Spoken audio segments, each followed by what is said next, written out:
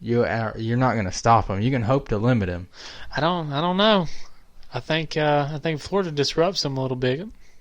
He hadn't seen a defense like that in a while. I mean, he played Texas. They have a good secondary now. They're up front. Florida's up front might create a lot more on now. Texas is not a bad team. They're not a bad team, but do you really think their DBs are their DBU? Because I don't think so. I mean, no, but neither is LSU. I mean, let's be honest. Well, no. But LSU's defense is not good, and I don't think Texas is considered to,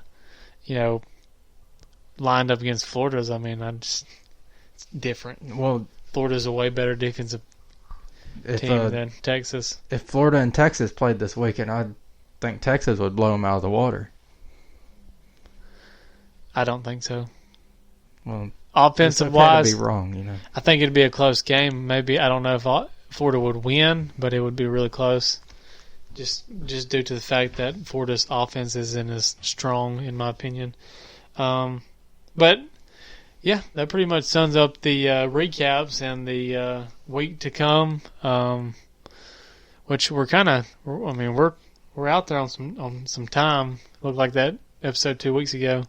But one thing I want to talk about before we close out, and then if you got anything you want to add.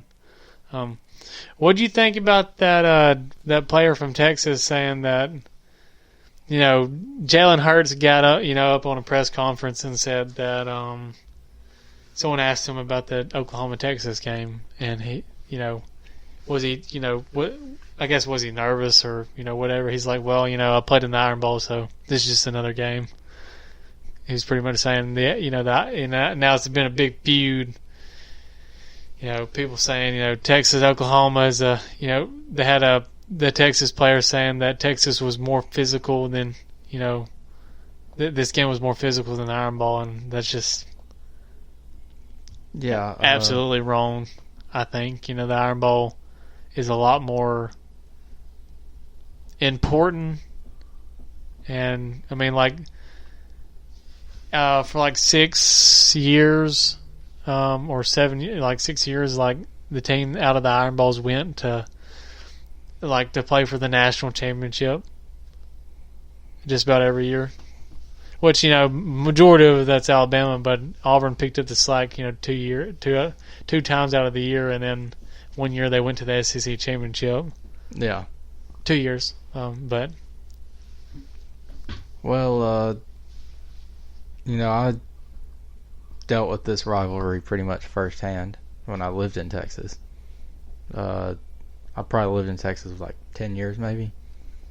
And I have to say that Texas is absolutely 100% wrong on this. Look, the Iron Bowl is probably the greatest rivalry in college football. Yeah. And Texas, Oklahoma isn't even the biggest rivalry for Texas. Well, the thing with even if you're looking at just a crowd wise, whether you go to Bryant-Denny Stadium or you go to Jordan-Hare, there's only 100 and something miles that separates the two schools. Yeah. No matter which stadium you're going to, it's going to be a 50-50 of just about half of fans. So is it really a home game either way? Yeah. See, more so comparing rivalries, I would compare the Oklahoma-Texas game to Alabama-Tennessee. Yeah. Now, if Texas really wants to talk about a rivalry being, close to the Iron Bowl, which it's not, but if they actually want an argument or try to make an argument about it, it's discontinued now, but Texas and Texas A&M was that rivalry. That was the rivalry in Texas. It's not Texas-Oklahoma. Yeah, it's something about the in-state rivalries are just good. Yeah, it was always in Texas. It's either gig 'em or hook 'em. Yeah. That's it. You don't. You both hate Oklahoma, but more importantly, you hate each other. I mean, it's just like Alabama Auburn. I mean, you don't necessarily hate. I mean, there's some fans that just absolutely despise their rivalry. Well, some fans make it hard. I've taken a lot of crap this past week, which I'm not one of those fans that like talk crap or and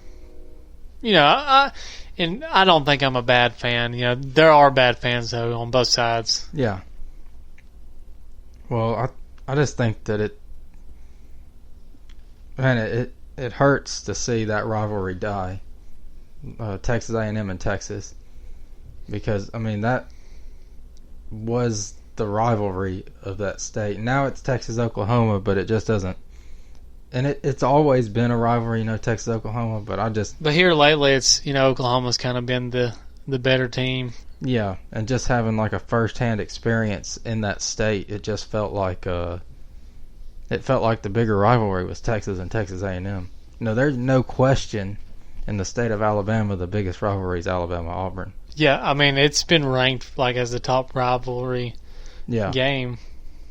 But you go to Texas, then you go there 10 years ago, you wouldn't know whether the biggest game's Texas-Oklahoma or Texas A&M and Texas. Because, that's just how it was. No one was Oklahoma fans. That's true. So, it seems like till here recently. Yeah, so that's just how I feel about that. Michigan and Ohio State. Okay, you can argue about that. I don't know. I feel like I've always kept my eye on the Michigan State game more than Michigan for Ohio State.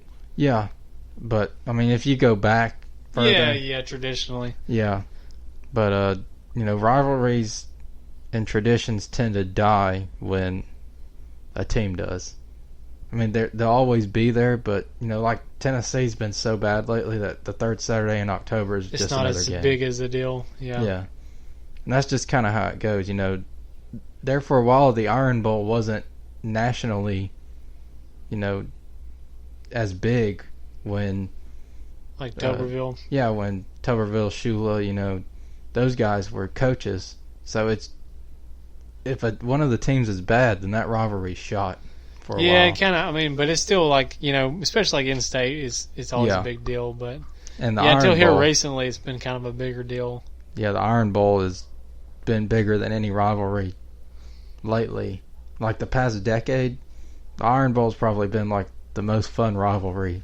Oh yeah, especially some of the games that's happened so far. Yeah, I could do a whole episode on that. Yeah, it's been the best decade of a rivalry I can think of. The kick six, with then having Cam Newton, all the talent. Or they also had the high scoring Iron Bowl game in 2014 where it was like 44-55, and that game was just, man, it was back and forth. Yeah, ugly display of defense, but yeah, man, it was fun to watch. Yeah.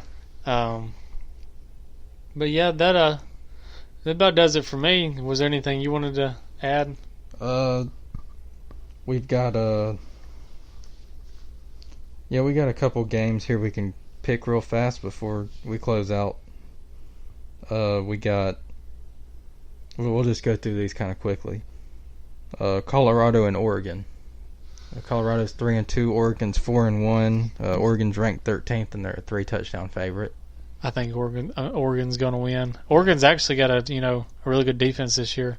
Yeah, and Colorado is a team that kind of comes out with the upset here and there, but yeah, I just don't see them getting one over on Oregon. It's probably a little maybe closer than expected. Yeah. Michigan and Illinois. It's a 22-point favorite for Michigan. Illinois is 2-3. Michigan's 4-1 and ranked 16th. That's also 11 a.m. kickoff. So I think Michigan comes out slow and is close.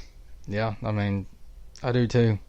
I don't think they'll lose it, but coming off a big win against Iowa, yeah, I think Michigan comes out and kind of pussyfoots around. Yeah, and scoring 10 points the last week, you'd probably not expect them to score that much, but I got them in a close game there. Another undefeated team here. Let's see. You think that Memphis stays undefeated after this week? They play 4-1 Temple. Memphis is 5-0. They're ranked 23rd, and they're only 5-point favorites against Temple. Man, which Memphis's offense it's rolling, man. Yeah, best team in Tennessee right now. Sad to say. No SMU. I thought SMU was Texas. Sorry, I'm thinking of something totally different. My bad. Disgraceful. Sorry. What team was I thinking of? But anyways, maybe MTSU, Middle Tennessee State. Yeah, I was thinking because aren't they like both the Mustangs or something like that? Something like that. I don't know. Anyways, it don't matter. Yeah, they're nobodies. That's fine. Oh man. I think maybe Memphis bites it. I don't know. I think Memphis can win. Remember, Memphis did beat Ole Miss week 1. Yeah, which Memphis has beat Ole Miss a couple times over the past couple years. Yeah, and Temple also beat Maryland. So, but they lost to Buffalo, not the Bills. Buffalo. I think it's the Buffalo Bulls, actually. I think Memphis wins. Yeah, I think they'll stay undefeated too, but it's a toss-up. It's kind of a game they need to watch out for. Yeah, and it's on ESPN too, also at 11 a.m. So that might be the 11 a.m. Games can mess with teams for sure. Yeah, especially like in terms of starting slow. All right, and then we got Florida State and Clemson. Now Clemson is a 27-point favorite. You know, Florida State still ain't got nothing figured out.